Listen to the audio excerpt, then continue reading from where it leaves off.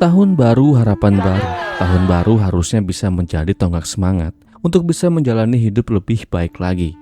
Namun, pantun barusan gak berlaku bagi Diding Ampriyanto alias Diding 28 tahun, sebab pada Sabtu 1 Januari tahun 2022 yang lalu, Diding baru saja melakukan sebuah penghilangan nyawa terhadap dua pasutri lansia yang merupakan tetangganya sendiri. Motifnya bukan karena warisan. Bukan juga si korban telah menggoda pacar atau istri Diding. Namun motif sebenarnya adalah Diding dendam ketika permintaannya untuk minta rambutan kepada korban ditolak. Maaf, bukannya pelit atau gak mau ngemodal dikit, sebab kabarnya rambutan-rambutan itu sengaja dijaga oleh si korban agar nanti ia bisa membagi-baginya kepada tetangga-tetangganya yang lain yang lebih banyak.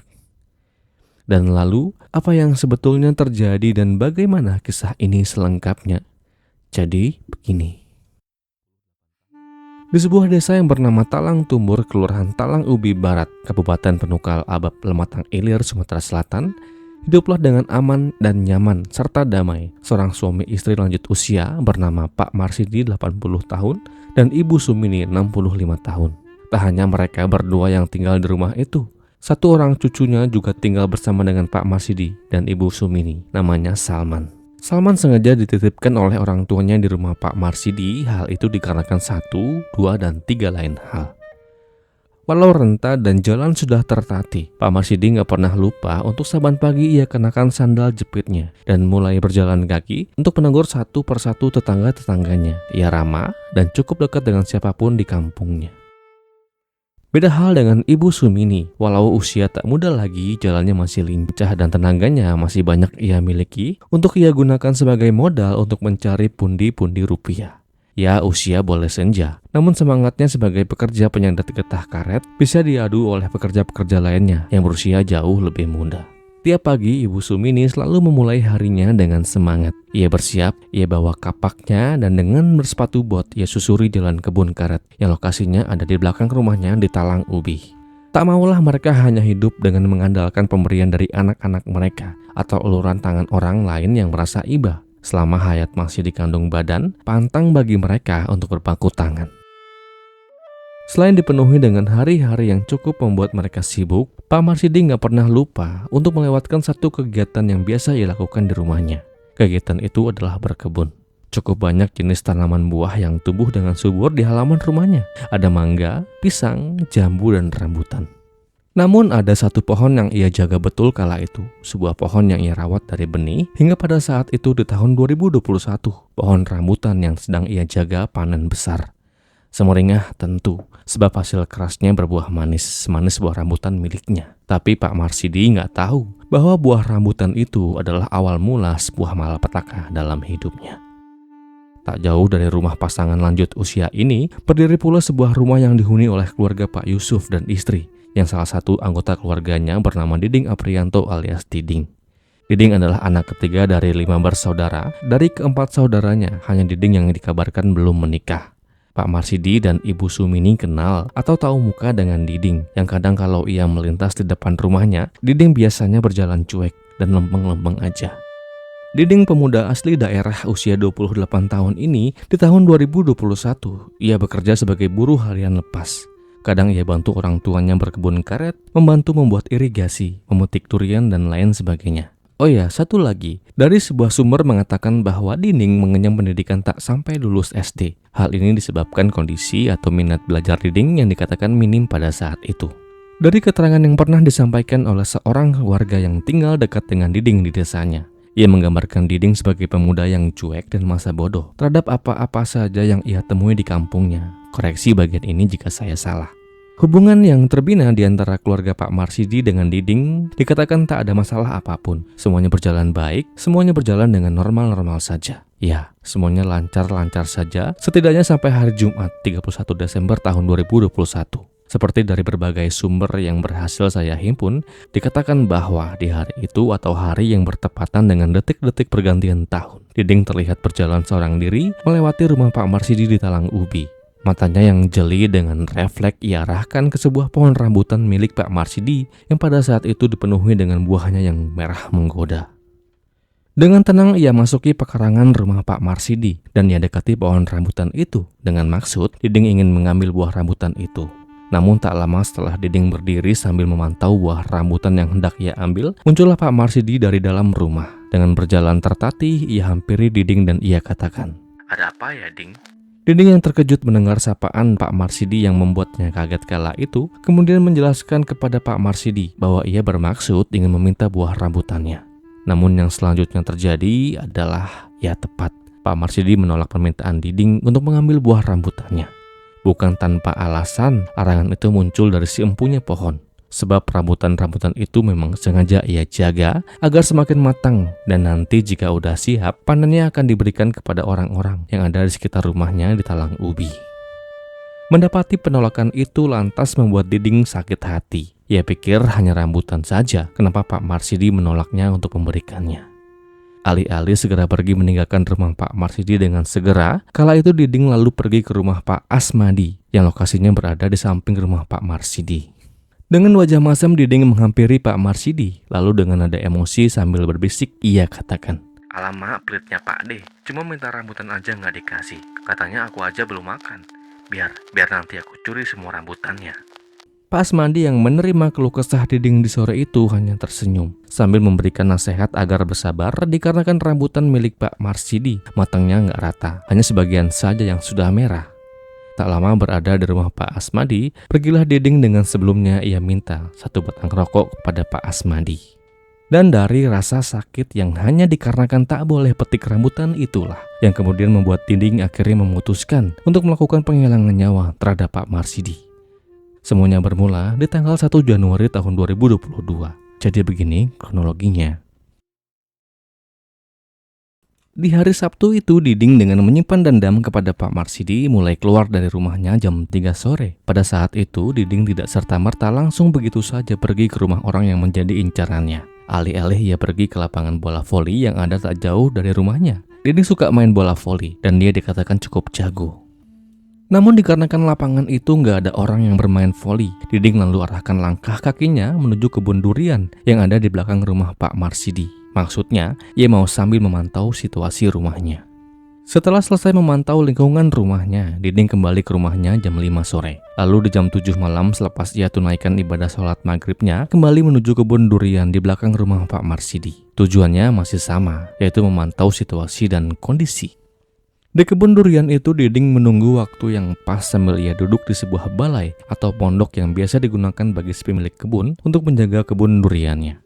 Tak lama ia menunggu datanglah Mario dan Jerry menghampiri Diding sembari mereka tawarkan buah durian matang yang baru saja mereka petik. Diding yang menyadari kedatangan dua pria itu tentu sumringah ketika buah itu ia ambil beberapa dan ia lahap semuanya. Setelah menyantap buah durian pemberian Mario dan Jerry, Diding yang kehausan sempat minta air minum kepada keduanya. Namun dikarenakan yang ada hanyalah air botol yang mereka isi dari sungai, tak apalah, yang penting Diding gak kehausan. Segera ia ambil air sungai dalam botol itu dan ia minum airnya. Sebelum bertemu dengan Mario dan Jerry di kebun durian di belakang rumah Pak Marsidi, sebetulnya Diding telah memutari sebanyak 4 kali rumah Pak Marsidi untuk memantau situasi demi kelancaran aksinya. Usaha itu ia lakukan semata-mata demi melampiaskan betapa bencinya ia kepada Pak Marsidi. Setelah kenyang dengan durian yang ia santap, setelah rencananya semakin mantap, dengan mata tetap menatap, Diding dengan tanpa pamit segera ia beranjak pergi dan dengan menggunakan senter korek miliknya, ia telusuri jalan setapak yang mengarahkan ia menuju rumah Pak Marsidi. Mario dan Jerry kenal dengan Pak Marsidi dan dia tahu persis lokasi rumahnya dan arah menuju rumahnya dari kebun durian milik neneknya itu. Dalam sekejap, Diding menghilang di gelapnya malam. Dengan berjalan perlahan, Diding susuri jalan itu dan singkatnya ia pun sampai dan langsung menuju dapur rumah. Dikatakan dan diakui oleh Diding sendiri di malam itu tepat jam 8. Ia sama sekali tidak membawa satupun alat yang akan dia pakai nantinya. Lebih lanjut, ia katakan bahwa di malam itu ia berencana hanya ingin melampiaskan dendamnya kepada Pak Marsidi seorang. Di sebuah sudut di dalam dapur singkatnya, Diding mendapati sebuah kapak milik orang rumah. Kapak itu kemudian ia ambil dan ia mulai mencari cara agar bisa masuk ke dalam rumah. Singkatnya, Diding kemudian berhasil masuk dari jendela kayu yang ia congkel pengaitnya dengan kayu yang ia temui. Pertama, ketika ia berhasil masuk, Diding langsung bergegas menuju kamar-kamar yang ada di rumah. Ia buka pintu kamar itu dan dalam gelap, ia temui satu orang yang sedang tertidur menyamping. Dan betapa kaget Diding ketika tiba-tiba ternyata orang itu yang adalah Ibu Sumini ternyata menyadari kehadirannya di malam itu. Dengan gercep, si ibu segera berteriak sekencang-kencangnya. Diding yang panik tak mau terus membiarkan suara teriakan itu terus membahana di malam yang diiringi hujan turun cukup deras itu. Dengan segera ia hampiri si ibu dan dengan kapak yang ia pegang dengan tangan duanya itu, ia arahkan dan tepat mengenai kepala samping dan leher bagian depan. Si ibu jatuh dan terdiam. Setelah dirasa berhasil melumpuhkan satu penghuni rumah, Diding kemudian segera berjalan menuju kamar lain yang ada dalam rumah itu. Ia masuki kamar lain itu dan ia temui Pak Marsidi sedang tertidur. Dan dengan tanpa ampun kembali ia lakukan hal yang sama dan tepat mendarat di wajah, kepala, dan tubuh Pak Marsidi berkali-kali dan berkali-kali. Untuk semakin meyakini bahwa ia telah tuntas dengan aksi busuknya, Diding kembali menuju kamar Bu Sumini untuk memeriksa keadaannya. Sesampainya ia di dalam kamar Bu Sumini, ia dapati bahwa si ibu masih bergerak. Lalu dengan tanpa ampun Diding melayangkan sajam itu satu kali.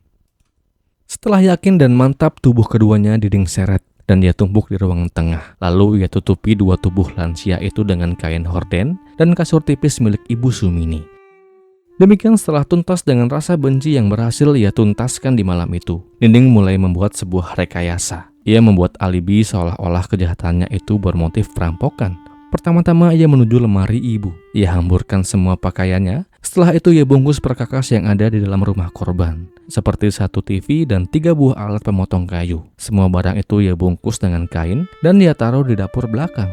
Setelah itu ia ambil lumpur dari belakang rumah dan ia olesi lumpur-lumpur itu di benda-benda yang tadi ia sentuh. Tujuannya agar sidik jarinya nggak terdeteksi. Setelah siap dengan semuanya, kemudian ia potong selang kompor gas 3 kilo milik korban. Dan dengan korek api Diding berniat untuk membakar rumah Pak Marsidi. Namun belum juga ia sempat menyalakan korek. Tiba-tiba ia dikagetkan dengan suara keras yang datang dari luar rumah yang memanggil nama Ibu Sumini. Suara itu dibarengi dengan terbukanya pintu utama rumah. Diding yang kaget dan panik segera ia bersembunyi dalam dapur.